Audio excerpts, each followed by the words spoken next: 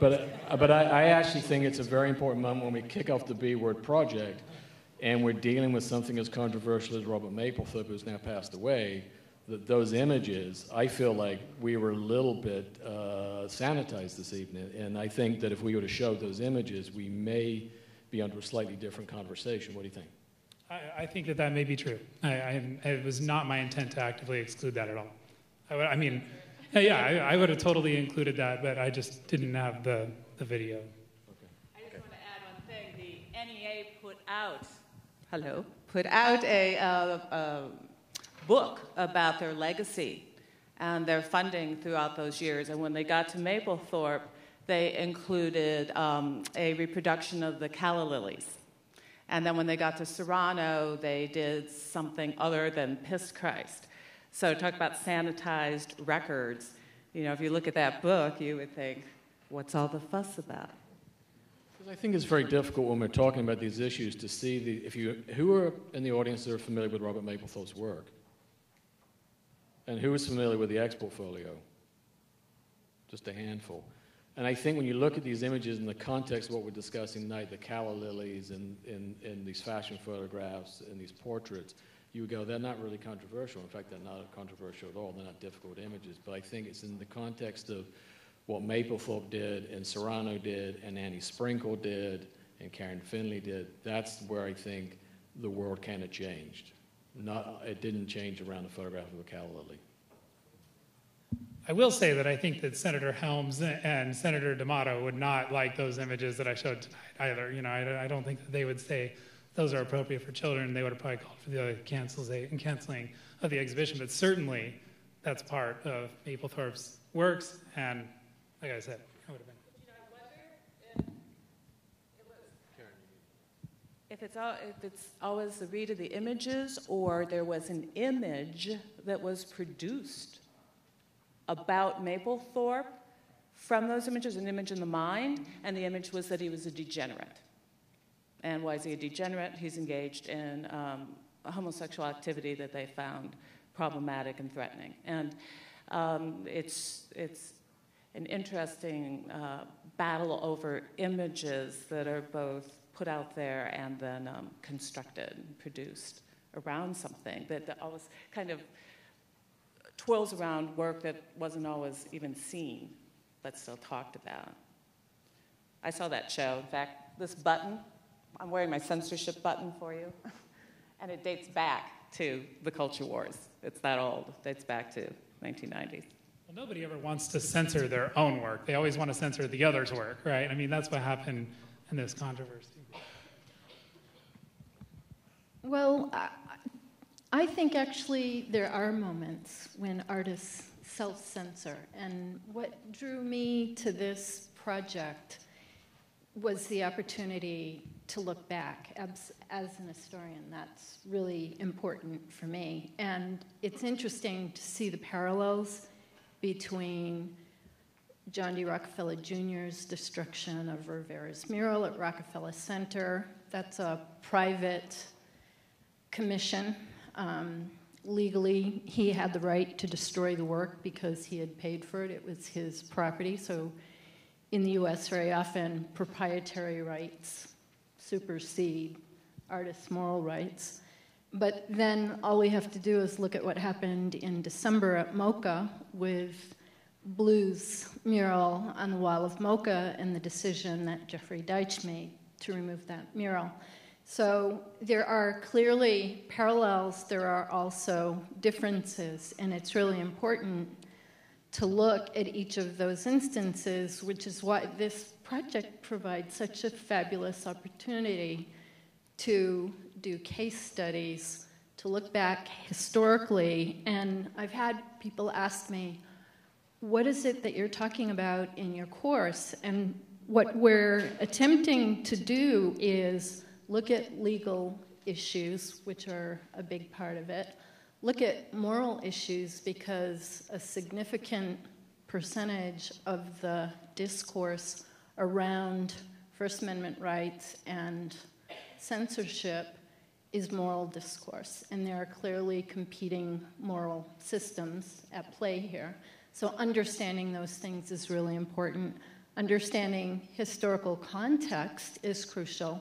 And when you take a look back, even though we see these parallels, we also have a really strong sense of the dynamic nature of the path of First Amendment rights and censorship, and getting a very clear perspective on how context, social, political, economic context, shaped diverse positions concerning censorship and freedom of speech.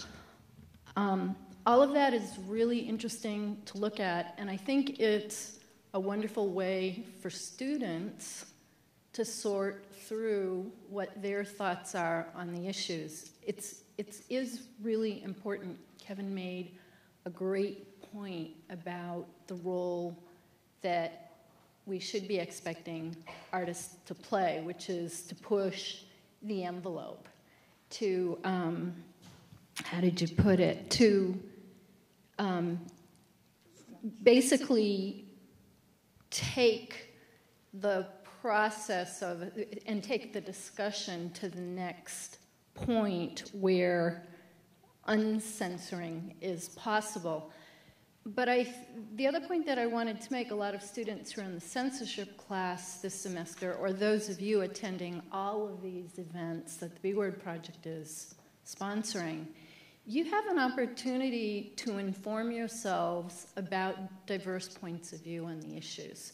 This is a really great way for you to figure out where you stand.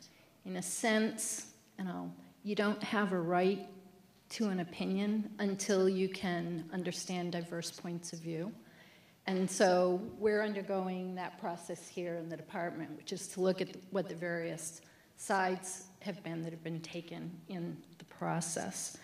And I guess what I wanted to comment on is how, if we look at public discourse today on political issues, we're so polarized. If you look at the discussions that take place about issues in the media, they're polarized. A whole lot of censorship, silencing, erasure occurs in those instances because of the type of conversations that are being undertaken.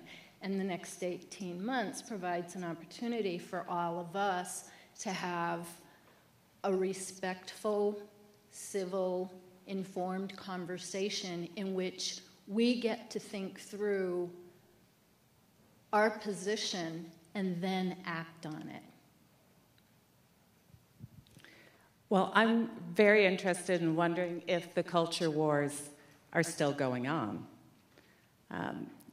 We talked about the 1990s, and you framed the rhetoric of it really well with this issue of indecency and obscenity, and versus, I think, with Mapplethorpe and Serrano coming at the same moment, I think that was a kind of moment when suddenly artists started to get framed as not fitting with the community culture, what is it, the contemporary community standards, that somehow the artists were representing something blasphemous, something degenerate, something that pretended to be art.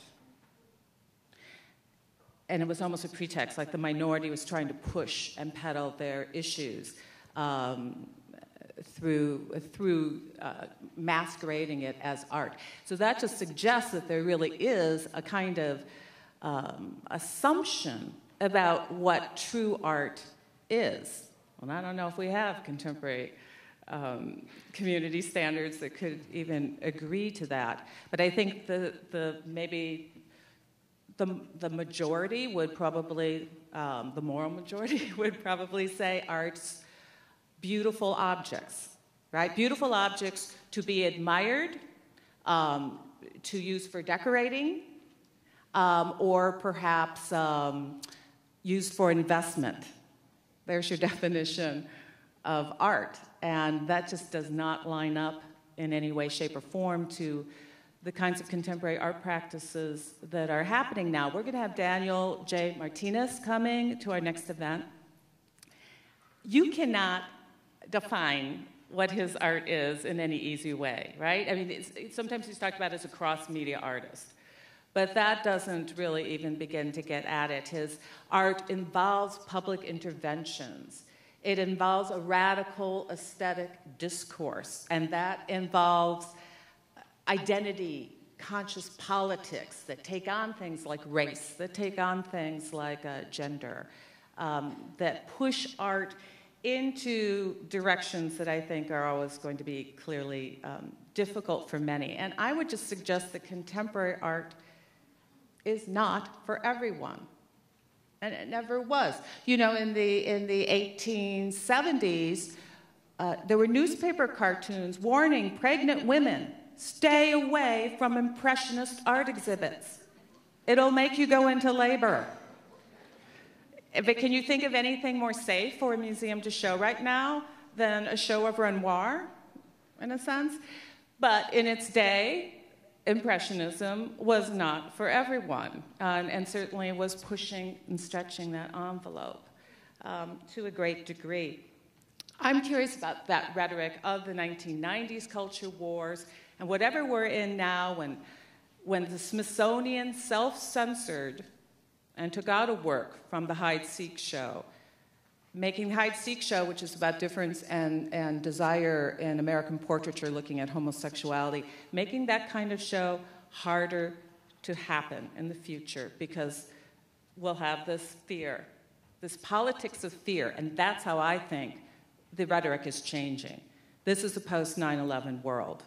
I don't know if it's just indecency and obscenity as much as it's art with the backdrop of national security and counterterrorism, and where art fits in those politics of fear, what kind of rhetoric is going on. In fact, my question is, what's lying behind this blue curtain?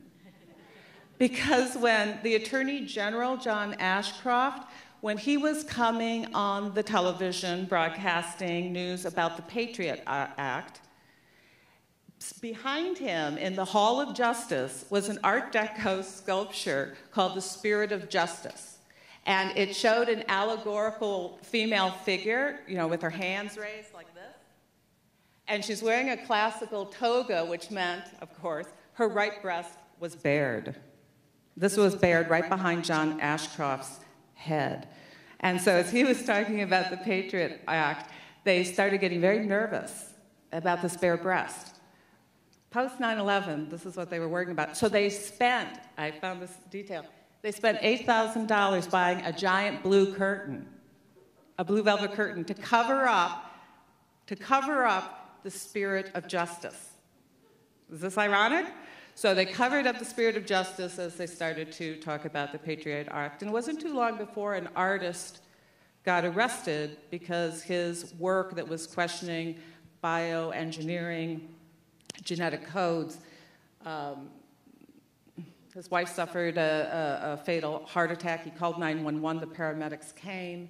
They saw petri dishes. They saw lab equipment. They called the FBI.